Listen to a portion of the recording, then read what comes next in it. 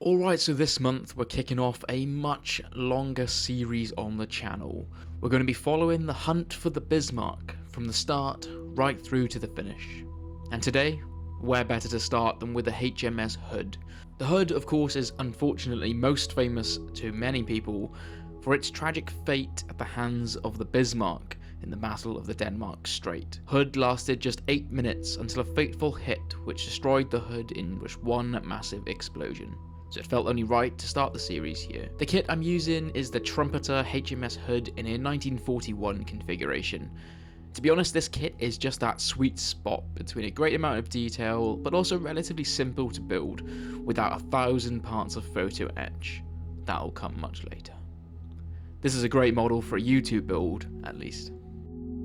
So I started off by breaking everything down into sub-assemblies.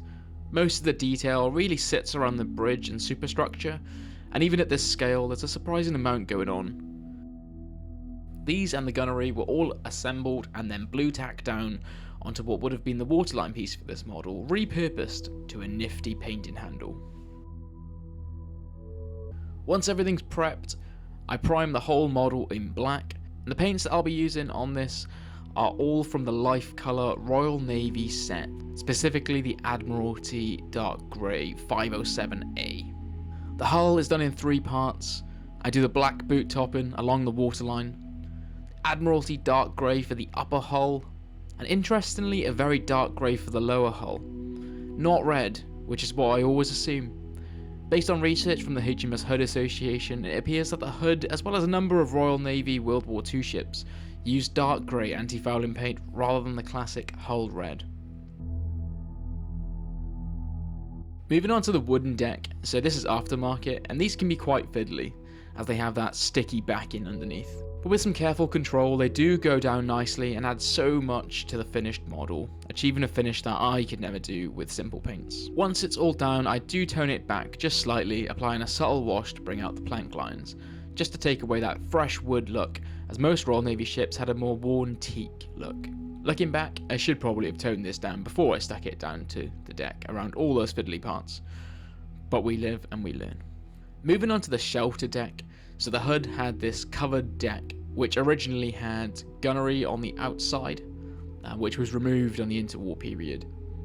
The aftermarket set didn't include the shelter deck section, so I had to try and paint it by hand, or well, by airbrush. I'll be honest, this is not my strongest area, and if anything, this part just shows why I needed that aftermarket deck in the first place. The top side of the shelter deck here is split into 3 different paints. A wooden deck half, a half that's coated in cortesine, which is anti-slip, as well as a dark grey non-slip on the outer sides, which I'll be using German grey to achieve on this model. It's a bit of a balancing act trying to get all these different tones right, and it includes a lot of masking, which I'm not very good at, but in the end I do think it came together pretty nicely. From here on, it's just a case of building everything up. The bridge is built up in a nice individual manner, starting with the walls on the lower half, and then covered and built up more by the sub-assembly completed earlier.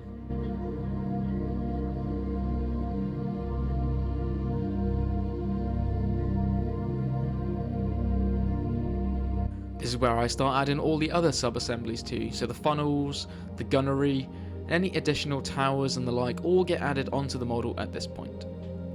I build in the deck lockers and secondary batteries, and you may notice these are not fully painted, so I decided to coat these in the primer and base coat while they were still on their sprue, just because they're so small, and then I added them to the model at this point. I'll go back and sand them down slightly where needed, and top up the paint off camera. But this is where things start looking more like the Hood.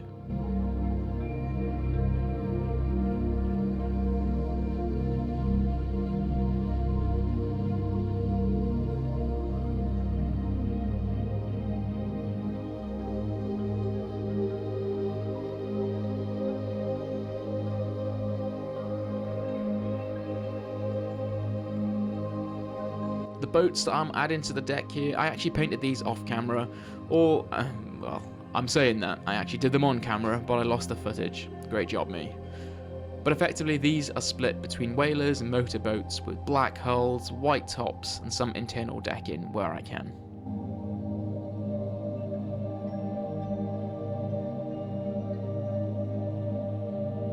I also painted in the screws at this point with bronze propellers with steel shafts.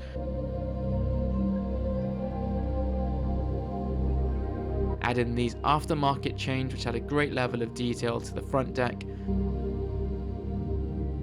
And then popping on the railings. And railings, I feel, are one of those details to ship models that add so much character. And I don't think I'd ever complete a ship model without one.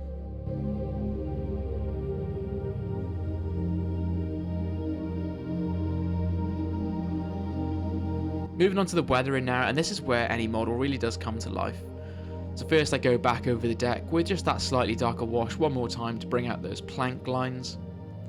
On the guns and the upper areas I use a grey wash for Kriegsmarine ships from AK, but that doesn't have to be only used for Kriegsmarine, and it adds a great depth to any grey ship.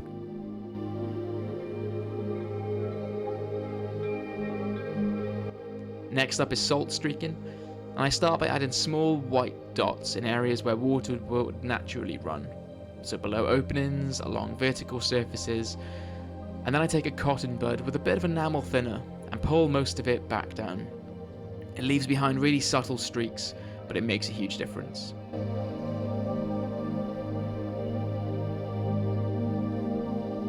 Same idea with the streaking grime next. I apply it and then soften it with a brush to break up those flat surfaces, and then I go back along all of the side holes with a flat brush just to blend them all together.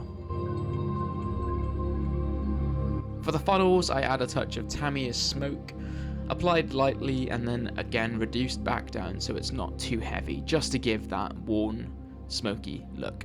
Finally, I tie everything together with a very thin Admiralty grey filter over the whole model and seal it all in with a satin coat to protect the paint layers.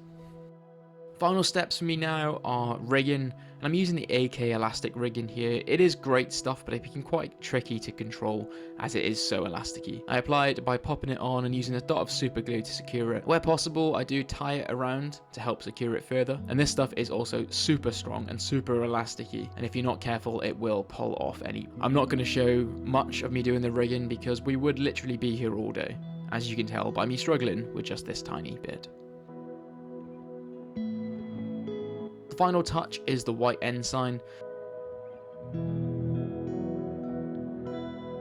And with that, HMS Hood is complete.